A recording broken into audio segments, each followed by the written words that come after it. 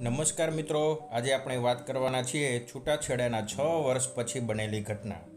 વનરાજ કેરી ખરીદવા આવ્યો હતો, પરંતુ જ્યારે તેણે તેની છૂટાછેડા લીધેલી પત્નીને બજારમાં શાકભાજી વેચતી જોઈ ત્યારે તે અટકી ગયો। અનુપમાની સામે જમીન પર કેટલાક શાકભાજી ગોઠવેલી હતી અને તે ઉદાસ બેઠી હતી, ગ્રાહકની રાહ જોઈ રહી હતી। વનરાજ ખુશીથી મનમાં ગણગણાટ કરવા લાગ્યો। છૂટાછેડા સમયે તો મોટા ઉપાડે કહ્યું હતું કે તારા કરતાં તો 100 ગણો સારો પતિ મળશે, પણ એવું લાગે છે કે તેને કોઈ એવો પતિ મળી ગયો છે જે બેઠા બેઠા ખાય છે, તેથી જ તે તેની પત્નીને શાકભાજી વેચવા મજબૂર કરી રહ્યો છે। તેની ઈચ્છા ન હોવા છતાં તે અનુપમા શાકભાજી વેચતી હતી ત્યાં ખેંચાઈ ગયો। અચાનક વનરાજે મોઢા પર રૂમાલ બાંધી દીધો। ગમે તે હોય તે 6 વર્ષમાં વનરાજ ઘણો બદલાઈ ગયો હતો। થોડો જાડો થઈ ગયો હતો, રંગ પણ સ્પષ્ટ થઈ ગયો હતો। તેણે સૂટ અને બૂટ પહેરેલા હોવાથી તે એક સજ્જન જેવો દેખાતો હતો અને તેના ચહેરા પર રૂમાલ બાંધ્યા પછી તેને ઓળખવું અશક્ય હતું। જ્યારે વનરાજ નજીક ગયો ત્યારે એણે જોયું કે અનુપમા પાસે થોડા બટેકા હતા જે ગરમીને કારણે જૂના દેખાતા હતા। થોડા ટમેટા હતા જે એકદમ તાજા હતા। કેરીઓ લાકડાના ક્રેટમાં રાખવામાં આવી હતી। તેમના પર સૂકા ઘાસ હોવાથી કેરી બરાબર દેખાતી નહોતી। તેમાં થોડા લીલા મરચાં અને 4 થી 5 ટપકાવાળા ફૂલકોબીના ટુકડા પણ હતા।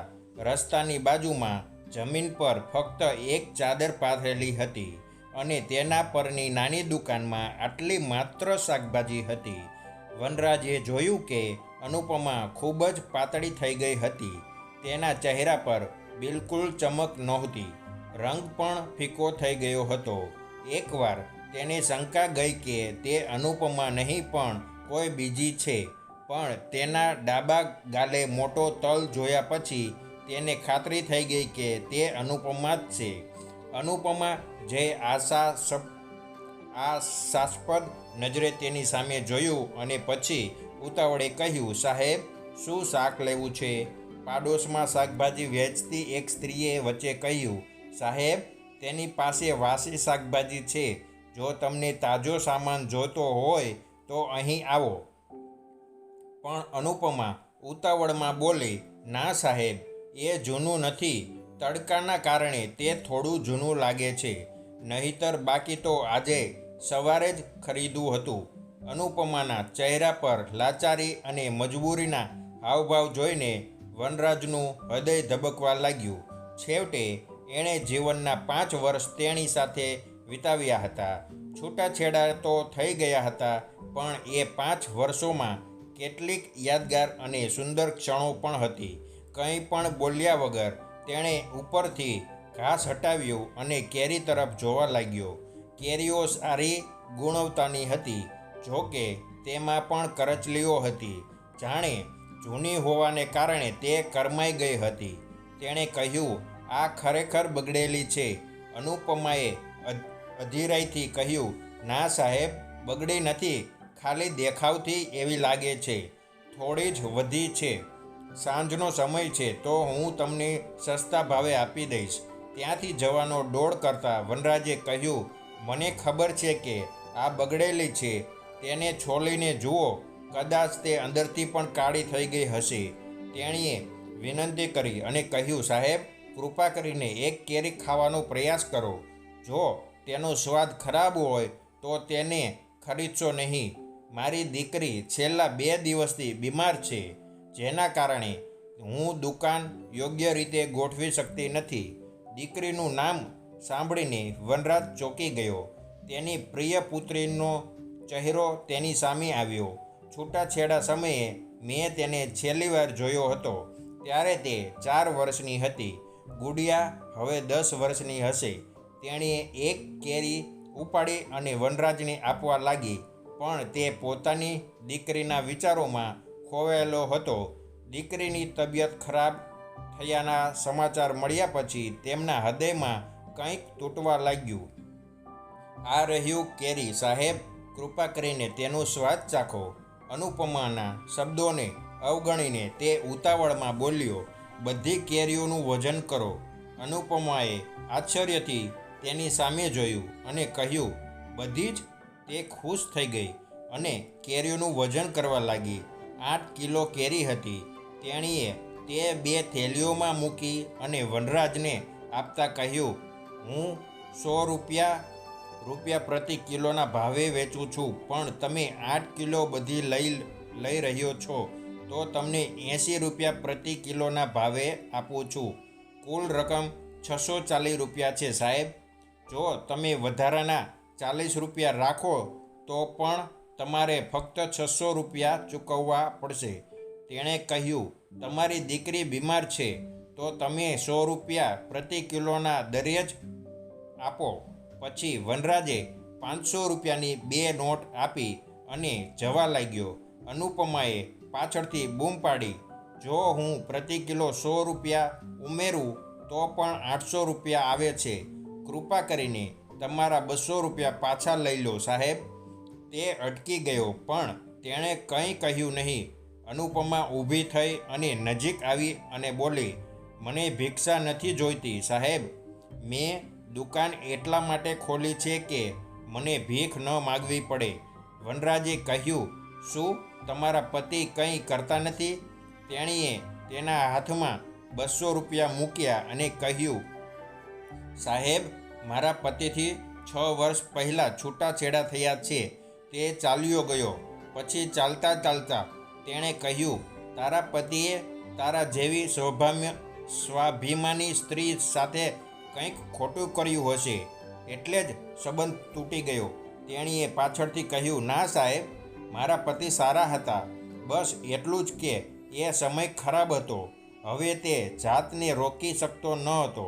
તે ઝડપથી ત્યાંથી પોતાની કાર તરફ ગયો અને પાછળ ફરીને જોયું તો અનુપમા પોતાની દુકાન બંધ કરી રહી હતી.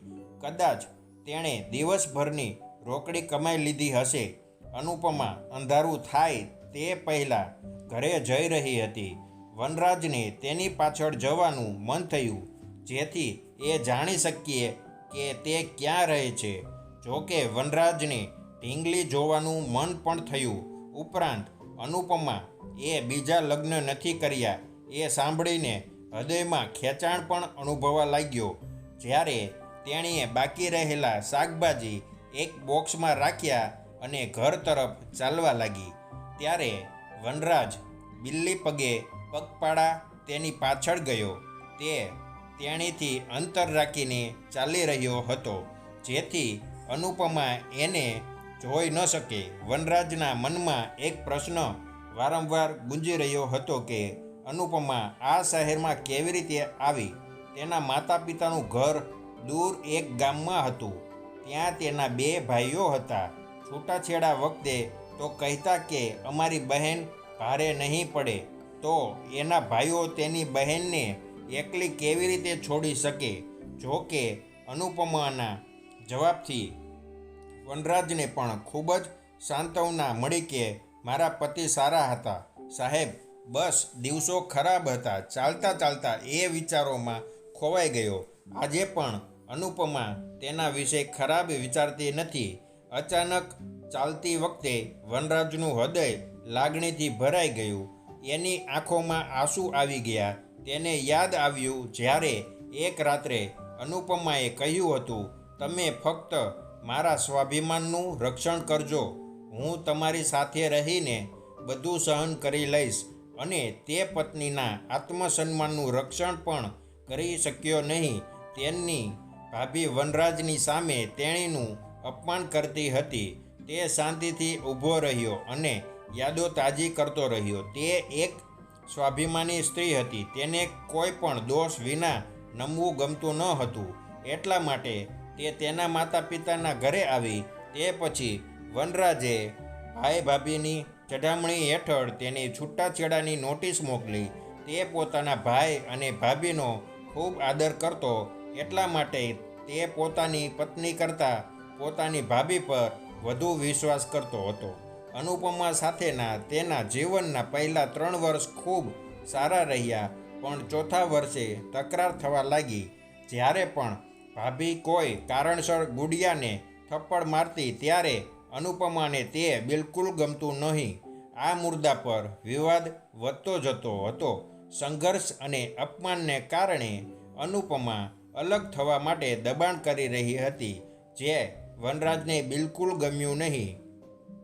બીજી બાજુ વનરાજના ભાઈ અને ભાભી ઈચ્છતા ન હતા કે પૂર્વજોની દુકાનનું વિભાજન થાય. ભાઈ અને ભાભી બધું જ એકલા પડાવી લેવા માગતા હતા. વનરાજ દુકાનમાં તેના ભાઈ સાથે એક સરખી મહેનત કરતો હતો, પણ જ્યારે પણ તેને અને અનુપમાને પૈસાની જરૂર પડતી ત્યારે તેમને તેમની ભાભી પાસેથી પૈસા માગવા પડતા. અનુપમાને પણ આ ગમ્યું નહીં. ચાલતા ચાલતા અનુપમાએ મેડિકલ સ્ટોરમાંથી કેટલીક દવાઓ લીધી અને પછી એક ગલીમાં ગઈ. વનરાજ ચોક્કસ અંતર રાખીને તેની પાછળ પાછળ આવી રહ્યો હતો. ચાલતા ચાલતા તે શહેરની બહાર એક વસાહતમાં પહોંચ્યો.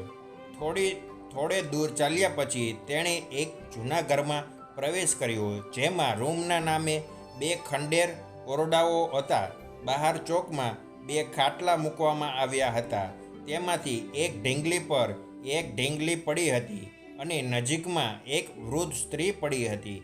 વનરાજે જોયું કે અનુપમા આવતાની સાથે જ વૃદ્ધ મહિલા ઊભી થઈને બેસી ગઈ. જ્યારે વનરાજે દરવાજાની તિરાડમાંથી વૃદ્ધ સ્ત્રીનો ચહેરો જોયો અને પોતાની સાસુને ઓળખી લીધી. તે અનુપમાની માતા હતી. હવે વનરાજની ઢીંગલી પણ ઊભી થઈ ગઈ હતી. તે પહેલાં કરતાં ઘણી મોટી થઈ ગઈ હતી, પણ તે ખૂબ જ નબળી દેખાતી હતી. વનરાજે તેના પર નજર નાખતા જ તેના હૃદયમાં પ્રેમનો ફુવારો ફૂટી નીકળ્યો. હૃદય કહી રહ્યું હતું, ઓ મારા પંખી નાની ઢીંગલી, આવ અને મને ગળે લગાવી દે. તે અધીરો થઈ ગયો અને લાંબા સમય સુધી ઢીંગલી તરફ જોતો રહ્યો. તેની આંખોમાંથી આંસુ વહેતા રહ્યા, પરંતુ તેના તમામ પ્રયત્નો છતાં તે ઘરમાં પ્રવેશી શક્યો નહીં. વનરાજ થોડી વારમાં જ પાછો ચાલવા લાગ્યો. તેનું હૃદય ભારે થઈ ગયું હતું. તેને ભાભી પર વારંવાર ગુસ્સો આવી રહ્યો હતો. ભાભીને લીધે તેણે પોતાના સુખી ઘરને બરબાદ કરી નાખ્યું હતું. છૂટાછેડા સમયે ભાભી કહેતી હતી કે તે જલ્દી જ તારા ફરીથી લગ્ન કરાવી દેશે, પણ 6 વર્ષ થઈ ગયા હતા.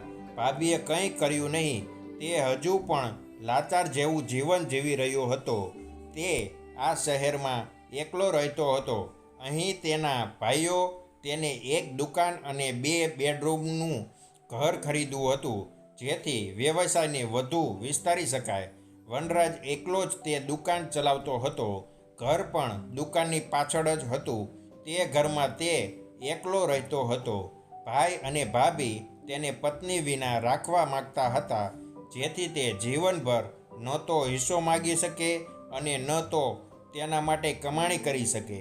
તેનો ભાઈ દર અઠવાડિયે દુકાનનો હિસાબ કરીને બચતના પૈસા લઈ જતો, પણ કહેવાય છે કે ભગવાનના ઘરમાં વિલંબ થાય છે પણ અન્યાય થતો નથી. ભગવાનને એક સંયોગ બનાવ્યો હતો. છૂટાછેડા લીધેલા પતિ પત્ની બંને સંયોગથી એક જ શહેરમાં રહેવા આવ્યા. બંનેમાંથી કોઈએ હજુ સુધી બીજા લગ્ન કર્યા નથી. કંઈ પણ થઈ શકે એમ હતું. હવે વનરાજ રોજ સાંજે અનુપમાની દુકાને જવા લાગ્યો. તે સાંજે મોઢા પર રૂમાલ બાંધીને ત્યાં પહોંચતો અને તે ઘણી બધી શાકભાજી અને કેરી ખરીદતો હતો, જેથી અનુપમા ઢીંગલીને યોગ્ય રીતે ઉછેરી શકે. તેણે દિવસભર ઘણું વિચાર્યું, પણ ચહેરો ઢાંક્યા વિના અનુપમા સામે જવાની હિંમત ન થઈ. તે જે પણ શાકભાજી ખરીદતો તે જરૂરી શાકભાજી પોતાના માટે રાખતો અને બાકીના રખડતી ગાયોને ખવડાવતો. થોડા દિવસો પછી જ્યારે વનરાજના ભાઈએ તેને હિસાબ પૂછવાનું શરૂ કર્યું, બચત ક્યાં ગઈ? વનરાજે કહ્યું, મેં ખર્ચ કર્યો. ભાઈએ ગુસ્સામાં કહ્યું, તે આટલા પૈસા ક્યાં ખર્ચ્યા? વનરાજે હિંમત ભેગી કરી અને કહ્યું, એવા જ કોઈ કામમાં ખર્ચાઈ ગયા. ભાઈએ નારાજગી વ્યક્ત કરતા કહ્યું, આજ સુધી તે ક્યારેય ખોટો ખર્ચ કર્યો નથી. હવે તારે કઈ જવાબદારીઓ આવી પડી છે? વનરાજે કહ્યું, ભાઈ, તું આટલો ગુસ્સો કેમ થઈ રહ્યો છે? મારું જ કમાયેલું છે એટલે મેં જ ખર્ચ કરી નાખ્યું. ભાઈએ ગુસ્સામાં બૂમ પાડી અને કહ્યું, તને શરમ નથી આવતી? તું મારી સામે બકવાસ કરે છે.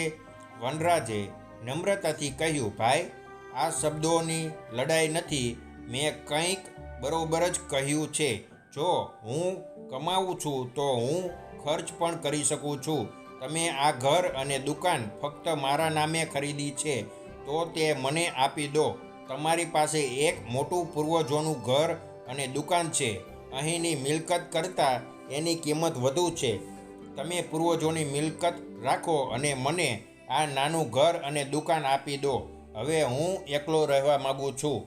ભાઈએ કહ્યું, તું શું વાત કરે છે? શું હું તને એકલો છોડી શકું? અત્યારે મારે ઘણી ફરજો પૂર્ણ કરવાની છે. હું તારા ફરી લગ્ન કરી આપીશ. હું તારો પરિવાર ફરીથી બનાવીશ. વનરાજે કહ્યું, હવે મારી ચિંતા કરવાનું બંધ કરો ભૈયા. તો તે અને ભાભીએ મને મારી પત્નીથી અલગ કરવાનો પ્લાન બનાવ્યો અને મેં બનાવેલ ઘર બરબાદ કરી નાખ્યું. હવે હું તારી યુક્તિ સમજી ગયો છું. વનરાજ બોલ્યો, મારા છૂટાછેડાને 6 વર્ષ થઈ ગયા છે. તમે મારા લગ્ન વિશે એકવાર પણ પ્રયત્ન નથી કર્યા, કારણ કે તમે નહોતા ઈચ્છતા કે હું ફરીથી લગ્ન કરું. જો પપ્પાએ મરતા પહેલાં મારા લગ્ન ન કરાવ્યા હોત તો તમે મારા પહેલાં લગ્ન પણ થવા ન દીધા હોત. વનરાજ બોલ્યો, તમારી પાસે મફતમાં એક મજૂર છે. તેની સાથે તમને મારી મિલકત પણ મળી ગઈ છે. તમે મારા લગ્ન શું કરાવવાના? હવે હું જાતે જ લગ્ન કરીશ. ભગવાનની ખાતર તમે મને મારા પોતાના વિચારો પર છોડી દો છો, અને જો ભવિષ્યમાં તું કંઈક ખોટું કરવાનો પ્રયાસ કરીશ તો તું જોજે કે હું તારી આખી મિલકતનો અડધો ભાગ લેવા આવીશ. મોટા ભાઈ સમજી ગયા કે તેની ચાલાકી હવે પકડાઈ ગઈ છે. હવે તે અને તેની પત્ની અહીં સુધી પહોંચી શકશે નહીં. ખોટા સંબંધનો માસ્ક ઉતરી ગયો હતો. તે પોતાના ભાઈનો હિસ્સો લેવા માગતો હતો અને પોતાના પુત્રો માટે ઘણા પૈસા છોડી જવા માગતો હતો, પરંતુ તેનું સ્વપ્ન પૂરું થઈ શક્યું નહીં અને તે ચૂપચાપ પાછો ફર્યો. હવે વનરાજ મુક્ત હતો. ભાઈ ભાભીના ચુંગલમાંથી મુક્ત થયો. તે ખુલ્લા મનથી વિચારી શકતો હતો. તે અનુપમા અને ગુડિયાને ખૂબ મિસ કરી રહ્યો હતો. એટલે બપોરે અનુપમાની દુકાને પહોંચ્યો.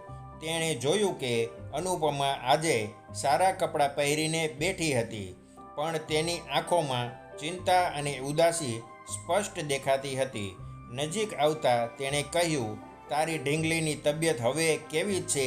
અનુપમાએ ઊંડી આંખોથી તેની સામે જોયું અને પછી કહ્યું, શું તે તમારી દીકરી નથી? અચાનક વનરાજને આઘાત લાગ્યો. અનુપમાએ મોઢા પર રૂમાલ બાંધેલો હોવા છતાં તેને ઓળખી લીધો. તેની આંખોમાં જોઈને અનુપમાએ કહ્યું, તમે રોજ તેની તબિયત પૂછવા આવો છો તો તેને કેમ નથી મળતા? શું તારા ભાઈ અને ભાભીએ તમને દીકરીને ક્યારે ન મળવાની ચેતવણી આપી છે? વનરાજે પોતાના ચહેરા પરથી રૂમાલ હટાવી લીધો હતો, કારણ કે હવે ચહેરો છુપાવવાનો કોઈ મતલબ ન હતો.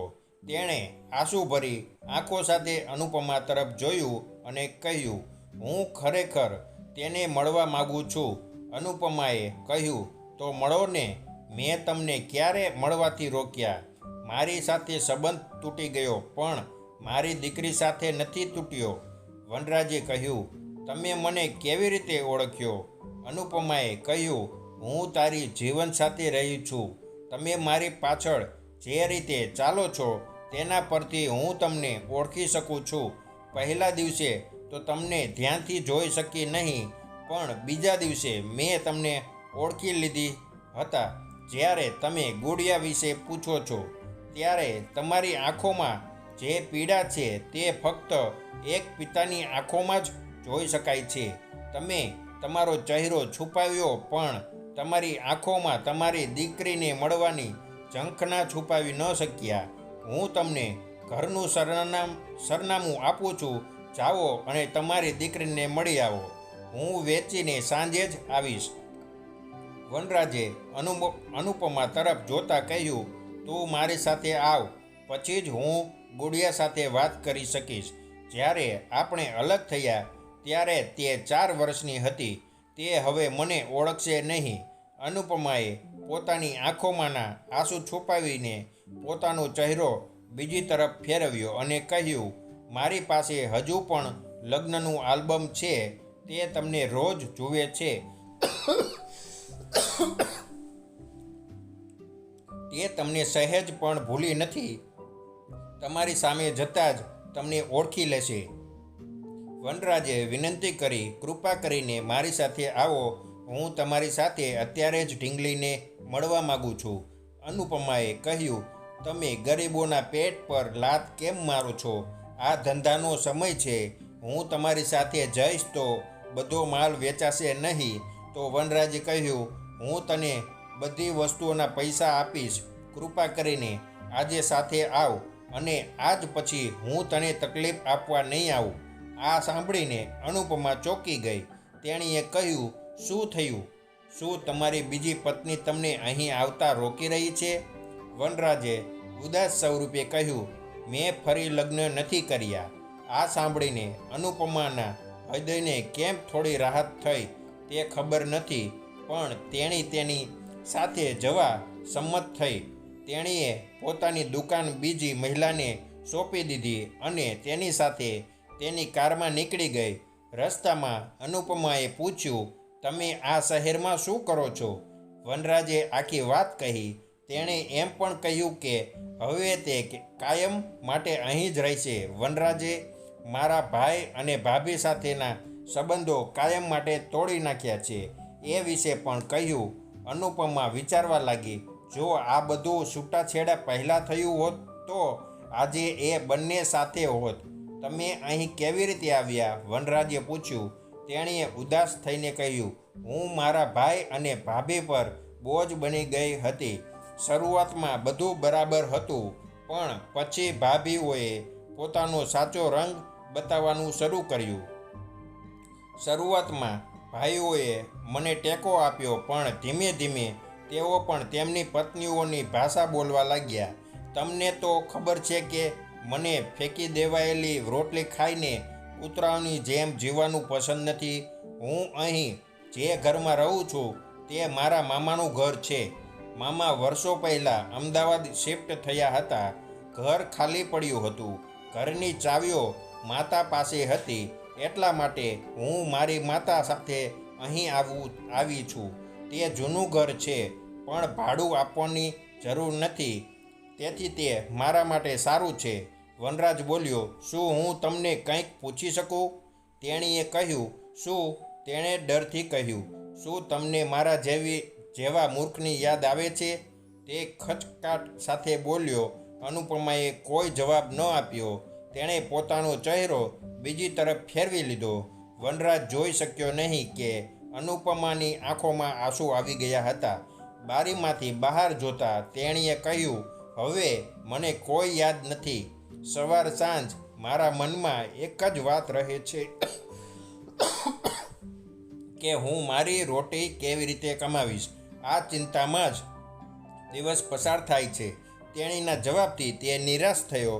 આખી મુસાફરી દરમિયાન એ ચૂપ રહ્યો. અનુપમા રસ્તો બતાવતી રહી અને વનરાજ તેના બતાવેલા રસ્તા પર ચાલતો રહ્યો. તેણે તેણીને સહેજ પણ શંકા ન જવા દીધી કે તે પહેલાં પણ તેણીની પાછળ અહીં આવ્યો હતો. વનરાજ ઘરમાં પ્રવેશતાની સાથે જ તેનું હૃદય અંદરથી દુખવા લાગ્યું, કારણ કે ઘરની હાલત ખૂબ જ ખરાબ હતી. રૂમમાં ઘણી જગ્યાએ પ્લાસ્ટર પડી ગયું હતું. દિવાલો જર્જરિત થઈ ગઈ હતી.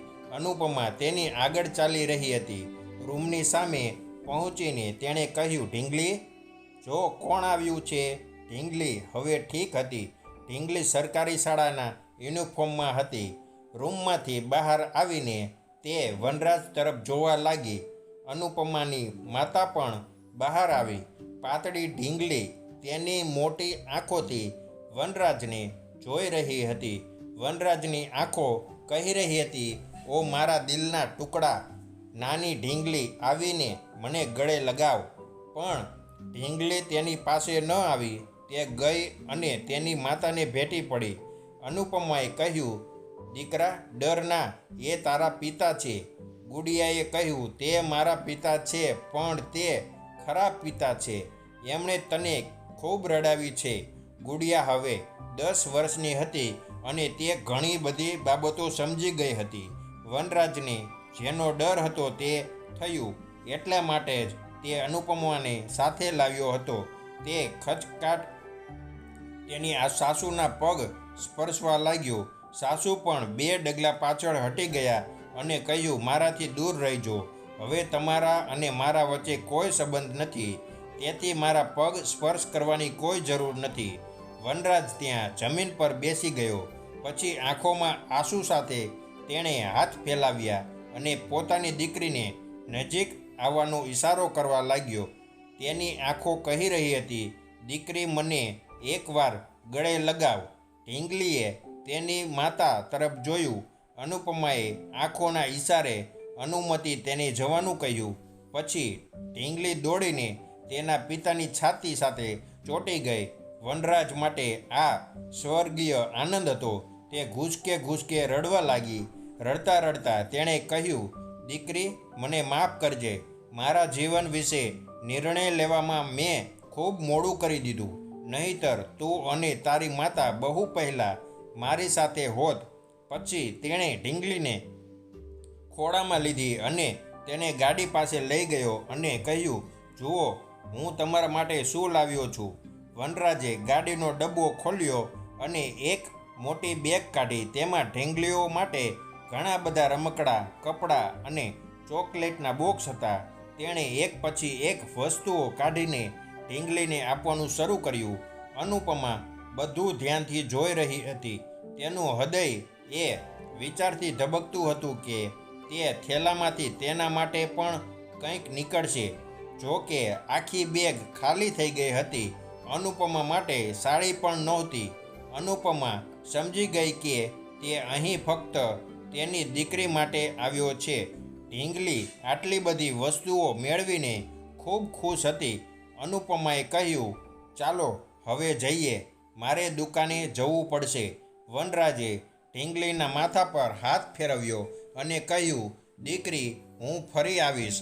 પછી તે બહાર આવ્યો અને ગાડીમાં બેઠો. અનુપમા તેની બાજુમાં શાંતિથી બેઠી. હવે બંને ચૂપ હતા. અનુપમા વિચારી રહી હતી, આટલું બધું મારી દીકરી માટે લાવ્યો હતો, તેમાંથી એકાદું ઉપાડીને મને ખુશ રાખવા માટે આપી દેતો. છૂટાછેડા થઈ ગયા છે એનો અર્થ એ નથી કે બધું પૂરું થઈ ગયું. ગાડી ચલાવતા વનરાજે કહ્યું, શું હું તમને કંઈક પૂછી શકું? તેણીએ કહ્યું, શું? જો હું તમારા માટે કંઈક લાવું તો તમે તે લેશો? અનુપમાએ આશ્ચર્યથી એની તરફ જોયું. પછી બોલી, જો તમે લાવ્યા હોત તો ઘરે જ આપી દેતા, પણ હવે જવા દો. વનરાજ ઉતાવળમાં બોલ્યો, હું લાવ્યો છું. મને વચન આપો કે તમે તે લઈ જશો. તમે ના પાડશો નહીં. અનુપમાનું હૃદય જોરથી ધબકવા લાગ્યું. તે વિચારવા લાગી કે તે શું લાવ્યા હશે. આપતી વખતે કોણ નર્વસ થાય છે. પોતાની આંતરિક ઉત્તેજના છુપાવીને તેણે કહ્યું, આ વખતે મને આપો, પણ જો તમે ફરીથી કંઈક લાવશો તો હું તે નહીં લઉં. આટલું કહી દઉં છું. વનરાજે પોતાનો હાથ ખિસ્સામાં નાખ્યો અને પછી પોતાની બંધ મુઠ્ઠી તેના તરફ લંબાવી. અનુપમાએ ધબકતા હૃદય સાથે હાથ લંબાવ્યો. વનરાજે તેના હાથમાં જે મૂક્યું તે જોઈને તે ખુશીથી કૂદી પડી, કારણ કે તે એક સુંદર સોનાનું મંગળસૂત્ર હતું. વનરાજનું હૃદય પણ જોરથી ધબકતું હતું. આ કારણે તે ડરી ગયો અને તેણે ગાડી રોકી દીધી. અનુપમાના ગળામાંથી એક ગૂંગળામણ ભર્યો અવાજ નીકળ્યો. આ શું છે? તેણે કહ્યું, કૃપા કરીને ના પાડશો નહીં. હું ઘણી બધી અપેક્ષાઓ સાથે આવ્યો છું. હું મારી બધી ભૂલો માટે માફી માગું છું. હું ખૂબ જ મૂર્ખ વ્યક્તિ છું. તેથી જ મારા પોતાના લોકોએ મને છેતર્યો અને તમને મારાથી છીનવી લીધા. જ્યાં મારે તમારી સાથે ઊભા રહેવું જોઈતું હતું ત્યાં હું ઊભો રહી શક્યો નહીં. પણ હવે હું વચન આપું છું, હું આખી જિંદગી તમારા માટે જીવીશ. આપણે આપણી પ્રિય દુનિયા ફરીથી બનાવીશું. આપણે ઢીંગલીને સારી રીતે ઉછેરીશું. હું તારી માતાનું પણ ધ્યાન રાખીશ. અચાનક અનુપમા સ્થિર થઈ ગઈ. એ કંઈ બોલવાની હાલતમાં ન હતી. તે ફક્ત મંગળસૂત્ર તરફ જોઈ રહી હતી.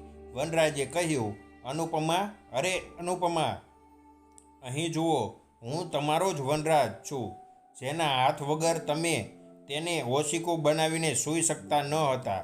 કૃપા કરીને ના પાડશો નહીં. હું તને આવું જીવન જીવતા જોઈ શકતો નથી. જ્યારથી મેં તને આ હાલતમાં જોયો છે ત્યારથી હું દરરોજ રડું છું. આટલું કહીને તે રડવા લાગ્યો. અનુપમાએ મંગળસૂત્ર મુઠ્ઠીમાં પકડી રાખતા કહ્યું, છૂટાછેડાના કાગળોનું શું થશે? હું તેને ફાડી નાખીશ. તેણે રડવાનું બંધ કરતાં કહ્યું. તોય અનુપમાએ તેને મંગળસૂત્ર પાછું આપ્યું. વનરાજે આંસુભરી આંખોથી તેની સામે જોયું અને બંને હાથ જોડી દીધા.